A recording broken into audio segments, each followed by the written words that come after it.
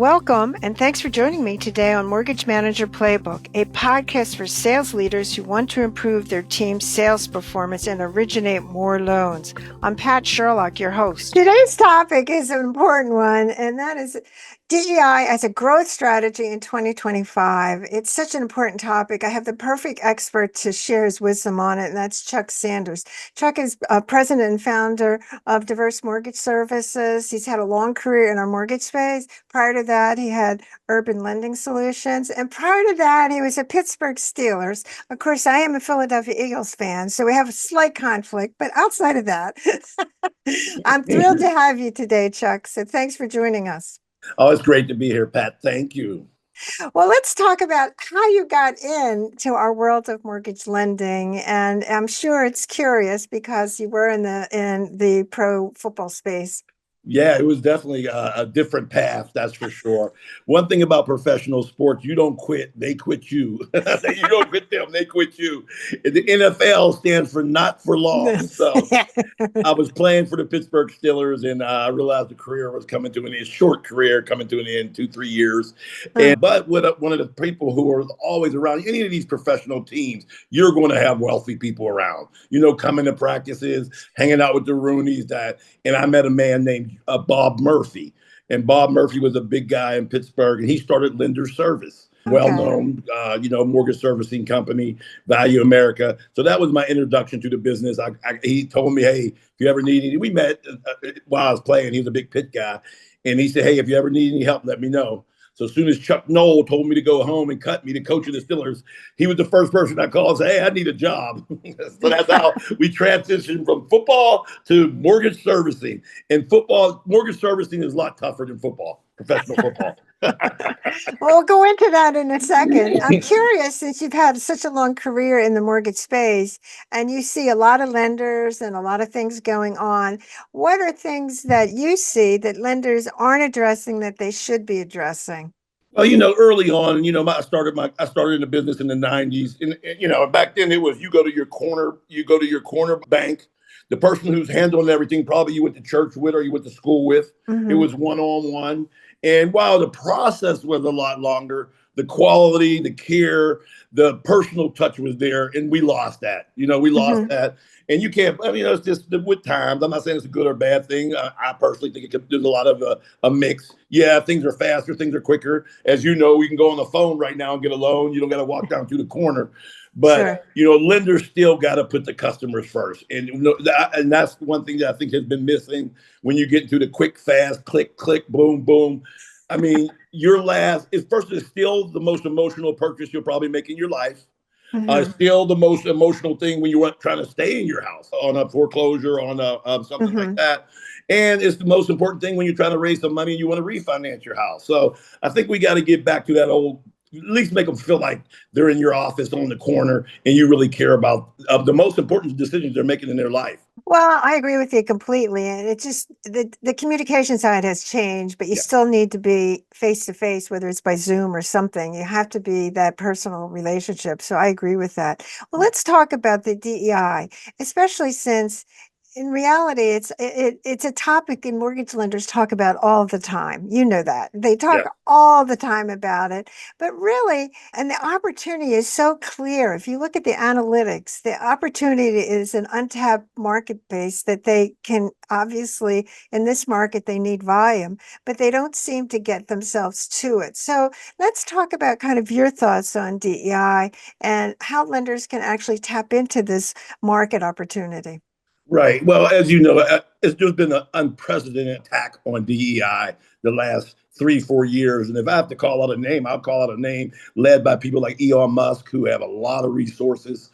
And really, if the attack really didn't start and come at banks, it really started at the schools. And it just kind of, after the Supreme Court decision, it just kind of filtered down and around. But unfortunately, it has caused a lot of damage on this side of the track. When I say this side of the track, I'm a minority, and I travel in a lot of circles and churches and groups, and I'm a member of multiple, minority groups, and it has hurt.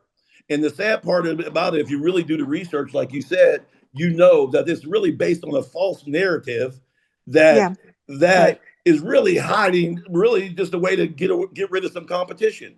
The truth of the matter is, when a majority-owned company or somebody in strategy sits there and sees a bank putting aside, or not, I'm not even say put aside, who's directing 20-30 billion dollars towards improving the home ownership gap and hoping close the home Right. ownership gap. So they want to use minority-owned suppliers who have a better relationship in those communities.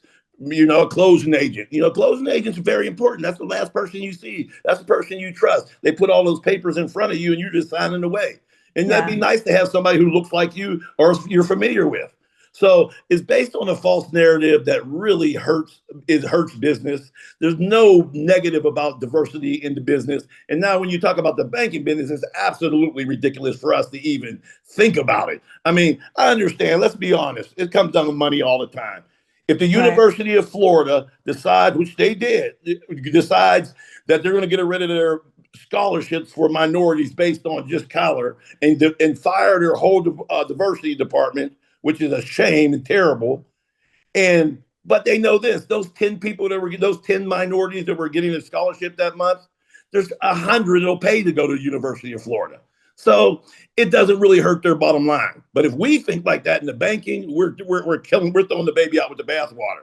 I mean, you're really ignoring markets that are growing, minority markets that are growing, groups that are economically growing, working with businesses that are going to make more money, hire more people, buy more houses, stay in more houses. It's just a self-defeating thing to accept in DEI initiatives as a negative in the banking industry. Well, you're exactly right. And that leads to my question, which I don't understand myself, is that in the last few years, volume has been off. We certainly have had some sagas and lenders have sold and all kinds of different things have happened. And reality of it is they need volume. And so our business is predicated on volume. And so it seems as if being the case that they should have made a better direction into a market that really has a lot of upside to it. And then when you overlay the demographics in the country, the numbers are pretty simple, is that pretty shortly it's not going to be a majority white country. So what do you think's going on here of why even this volume market that they are looking for loans that they haven't tapped into it, or is it a different type of sell that financial institutions really aren't comfortable doing?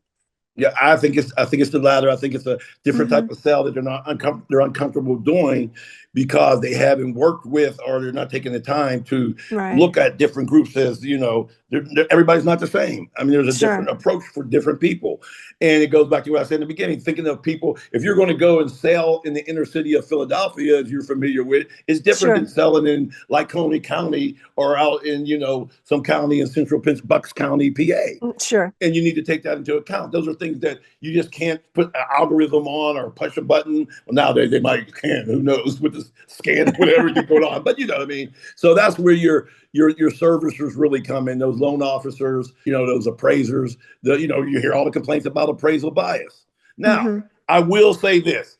I think for the banking and where we're talking about today, the lending world, I'm optimistic. And here's why I'm optimistic. Hmm. I think we just got scared because of all the lawyers. I think the lawyers just scared the crap out of everybody, which they do. Hmm. That's their job to do it. They get paid a lot of money to come in and tell these top executives at these banks, whoa, put the brakes on your diversity program because you can get sued. And you'll get sued and your name will get dragged down and boom, boom, boom. And so, but what I've seen is it's starting to settle down. And then it was going during an election cycle, and you had Right. two groups that were really on opposite sides when you start talking DEI. So that was a lot of big news. And even the groups that were the groups led by the Elon Musk, and I'm not calling his name out for no reason. He's very public about it. The groups like the Elon Musk who are against DEI, once the election was over and they won, they're not really even talking about it as much anymore. It was a hot topic. Sure. So the Sure. good news is, I think that what I'm seeing, I think what I'm seeing. I mean, we've been fortunate enough to sign contracts with probably 3 or 4 top banks, 3 or 4 of the top 5, 10 banks in the country. And after things settled down, the legalese, I mean, it literally Mm. changed things in the contract that said black and brown to, minorities. I mean, just all the little legalese. Now, And we have a unique solution. And the way we always said it, the way I always decided to do work was I always wanted to do first tier work. So I think we'll be okay in the banking as long as we have developed first tier minority owned companies, minority, that have been loan officers, things different like that, who are working directly. Because where you do have a pushback on, I don't necessarily agree with it, but the argument helps make the case for non-DEI as well. Who am I as a bank to call one of my servicers and tell them I gave you 100 orders, you got to give 20 of them to a minority company? That gets rough. That gets hairy. Now you're Mhm. talking second tier. I'm sending the work to you. I want a mandate that you send that work to a minority. Well, the middle company now is kicking Yeah. back and saying that's bullcrap. They should be able to, So my company from day one was set up to be a first tier supplier. I don't want nobody's leftovers. I don't want second tier. I'll have the technology, I'll have the things, and I have to thank my partner ServiceLink for partnering with me and getting their technology. And that was my strategy, to partner with a Fidelity, a ServiceLink, so I got the best title, the best systems. And now we can go to the bank and say, we don't need a middleman. Can you give us that work first? And what the banks I'm seeing now is that's a solution. And they like the fact that we're in these communities. So, talk about sourcing of the business. Obviously, the issue really dovetails to when you look at the percentage of loan officers that are minorities, it's still low and hasn't really changed over the years. And my argument is that if you want to have that customer base and you want those loans, you have to have someone like those people in that market. And I thought after the Tried and Mortgage Company law case that that would have really had all lenders fixing that issue, but Right. it really hasn't seemed to have done that. Is that your impression? Absolutely. And I was disappointed. I thought that I agree with you. I thought that outcome would really be a little boost, but it's Right, not. But it goes back to some things we just got to understand. It's just the business we're in is just not is traditionally white men. Let's just call it right. what it is. It's Yeah. white men, then some white women who got in the business because of whatever. Yeah. Then so we keep going then. And when we get down to here, that list is pretty close to the bottom of Yeah. Hispanics, African Americans, let's just be honest. So appraisals, for instance, it's a family business. They pass it down. They pass it down. Loan officers, Yeah. somebody knows somebody knows somebody. So what I'm hoping the banks doing, and I'm seeing some banks do it, opening the loan centers in communities where they could, they want to push their affordable housing programs and projects, Sure. and hiring from around that area, working with different minority groups and things like the NAACP and the Urban League to try to bring people into, which is a great career in banking for minorities to make a good living. Is it a challenge? Absolutely. But I will say the attack on DEI in the banking industry, I really think we've seen the worst of it, and now it's going to get back on the uptick. And I don't mean to age you, Pat, but me and you, we remember when we were young, when we were really, really young, Yeah. when they had the affirmative action and those things, and Sure. then it went away and came back and so things will rename themselves. It might not be, before it was diversity, then it'll be DEI, then it'll be ESG, all that Sure. stuff. But I think in banking we'll be okay because at the end of the day, like you said, it's a market we have to tap and we have to use. Yeah. It's just it's a no-brainer. Yeah, I mean, and so talk about and share some of this. The real key issue is the sourcing side, and so talk about from your viewpoint what banks or lenders can do to source these types of loans. And this is where I think the lenders get off track because it is a different. It's not just going to a real estate office. No, no. So share what you think lenders should do to originate these types of loans. Right. Well, first of all, like you said, all these banks have sourcing managers. They have Sure, sourcing people. So one, we do got to talk about workplace diversity. They have to look at that because the sure, bottom line is more than likely I go to church with people that look like me. I go right, to school. Yeah, it's just that's life. That's a fact. sure, So if I'm a sourcing manager, I'm gonna start hiring people who I know who are around me. One of the things when I had my first company before I sold it, we were one of the fastest growing companies in the country, but 70% of my employees were minorities or women because that's who I was around all the time. So one, starts getting your sourcing managers to hire more people that look like the demographics that you want to meet. That's important. Workplace diversity. Vendors and suppliers start hiring the more minority-owned title companies, closing companies, appraisal companies, so people aren't worried about the biases and everything like that. And then these programs now, and the media now, you know, God knows. Look, I love Kevin Hart. He's funny. He's a Philly guy. But He Kevin is. Hart, yeah, Kevin Hart dancing and singing on a commercial. I Yeah. mean, it gets to a point where, okay, that's cool, but is that really driving business to a Right. minority community?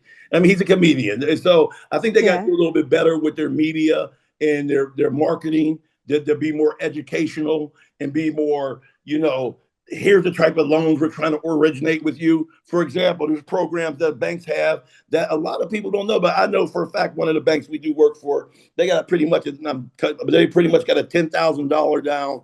They're going to help you with your down payment, 10,000. You can move it. So let's say you're eligible for it in Philadelphia, but you want to use it in Miami. There's all kind of. But how do people know about it?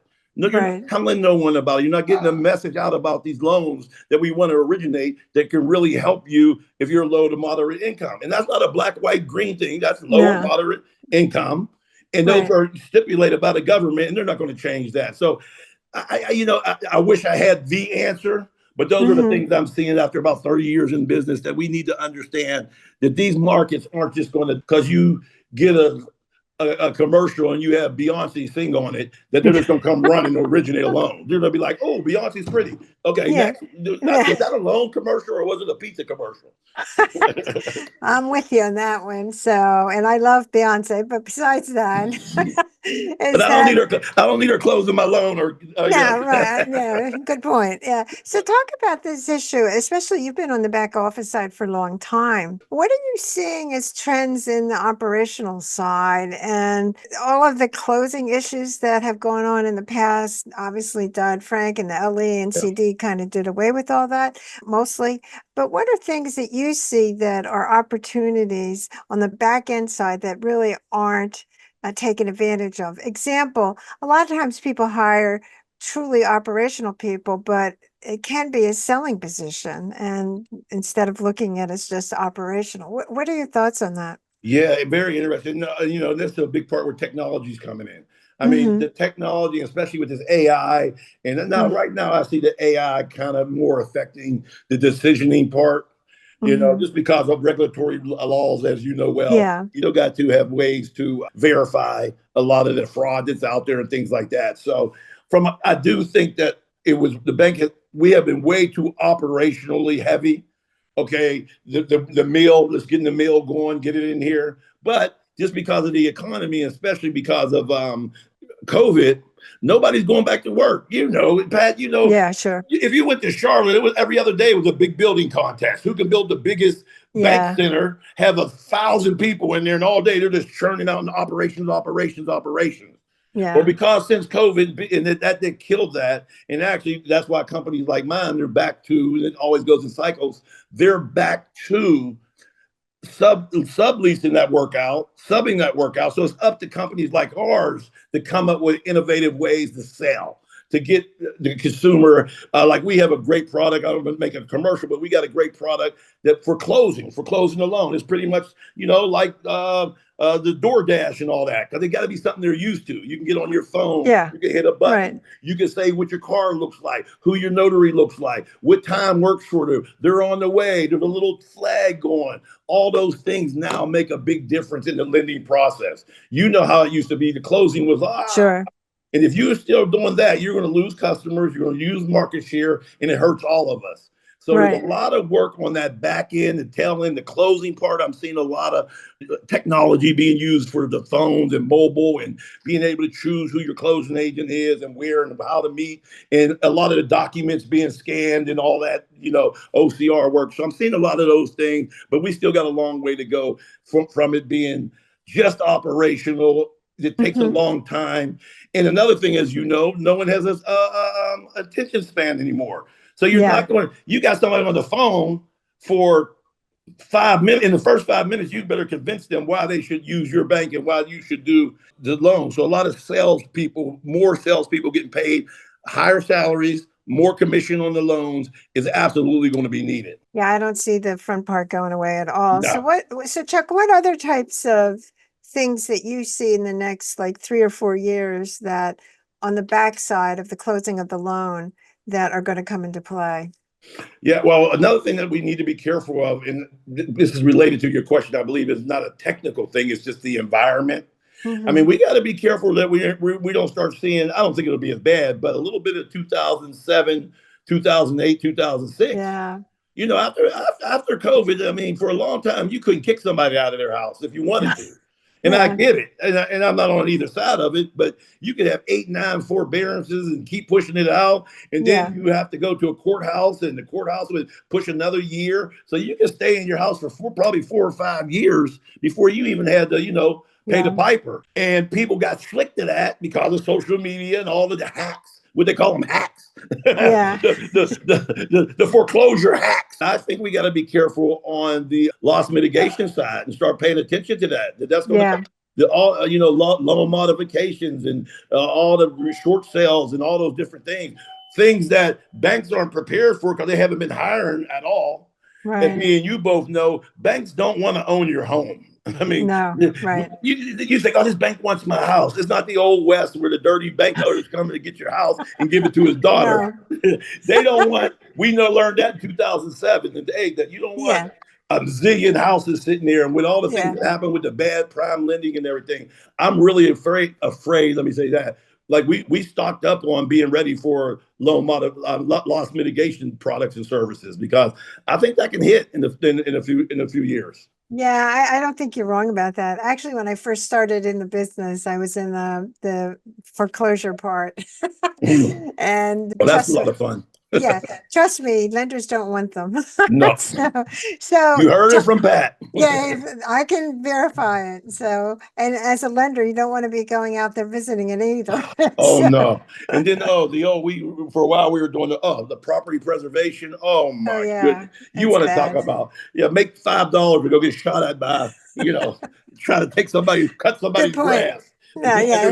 they're still in the house. Well, we got a note that they left 6 months ago. No, they're in that house. Yeah, yeah, I do remember those days in the beginning, that's for sure. Exactly. So, well, time has flown by. Do you have a couple takeaways that you'd like to share with our audience that why DEI is really an important growth strategy for Yeah. them? And thank you for this time and Pat for this platform. What I would ask is if the people who are listening, who work at banks, who are in the banks, and who are in executives who I know follow this show, don't be scared. Stand up. I got to give a shout out, and this is public, so I'm not just picking them out. But like Chase Bank, and you have a Jaime Dimon who just doubled down and said, you're not going to bully us, because a lot of it's bullying, scaring these banks and making them think like, oh my goodness, you got to think through you created these programs for a really good reason. And we got a product that I think anybody with any sense, not saying there's not a lot of people in government, in business that don't got sense, but how could closing the home ownership gap, keeping people in their homes, Yeah. selling homes, be a negative thing for any country and adding diversity to that mix? I mean, it Mhm. just doesn't make any sense for DEI or any type of initiatives for affordable lending to be a negative in our banking industry. Well, I'm there with you on that one, that's for sure. And it is a growth opportunity that I think Yes, lenders really aren't taking advantage of. So, not at all. Chuck, how can people get a hold of you? Yep, diversemortgage.com. That's our company, diversemortgage.com. Please give us a call. And our diversity is about our products, our services, and the communities we work with and our employees that we work with. Well, I thank you so much for being on. I'll have to have you come back. You've been terrific. And I want to thank our listeners and certainly subscribe to our show and share it with your friends. Thanks so much, Chuck. Oh, thank you. Behind your back, we call you Sherlock Holmes. We love you. Thank you, Pat. I'll see you. Thanks, Bye-bye. CJ, too. I Bye-bye. will. Thanks for listening to Mortgage Manager Playbook. You can catch up on all our episodes by subscribing to receive each week a new show. Don't forget to share this podcast with your friends and team members. If you're looking to increase production, call me to discuss my prospecting sales training program, Ramping Up Realtor Referral Sources. Check out my website, www.patsherlock.com.